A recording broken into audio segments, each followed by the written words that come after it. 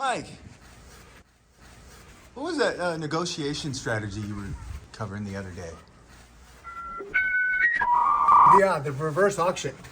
Yeah, so that's a great strategy, especially in today's market where buyers have a little bit more leverage, a little bit more negotiation power.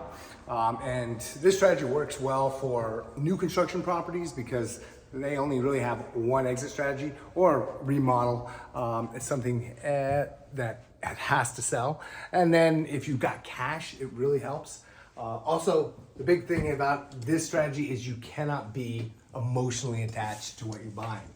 So the way the strategy really works is you take 3 properties that you want to buy and you talk to each seller, open negotiations, complete transparency, let them know. I'm negotiating with multiple sellers and you're number 1, 2, or 3. Then you make your offer and say, I'm going to offer on property number 1, make your offer. They're likely going to counter because it's not going to be a full offer. You don't want to lowball them too low to where it's insulting, but low enough to where they're not going to take the first offer.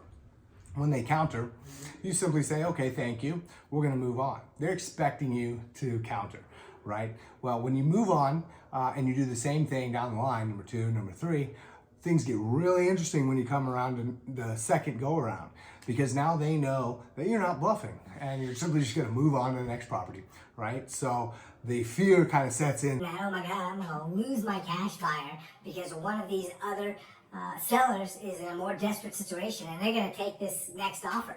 Right? So they're all feeling that fear, and you can make a slightly higher offer the next go around. And typically, from my experience when we've done this, that second round is when you secure a property.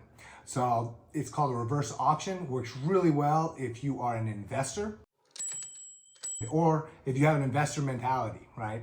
You're okay with any of the 3 properties. If you're a little bit emotionally attached to any one of the properties, then the sellers are going to kind of feel that, the agents will feel that, and they'll want to play a little bit of a hardball. But if they know that you're moving on, that really sets it in stone that they better really think about whether or not they want to take your offer, because the next buyer might be a long way away.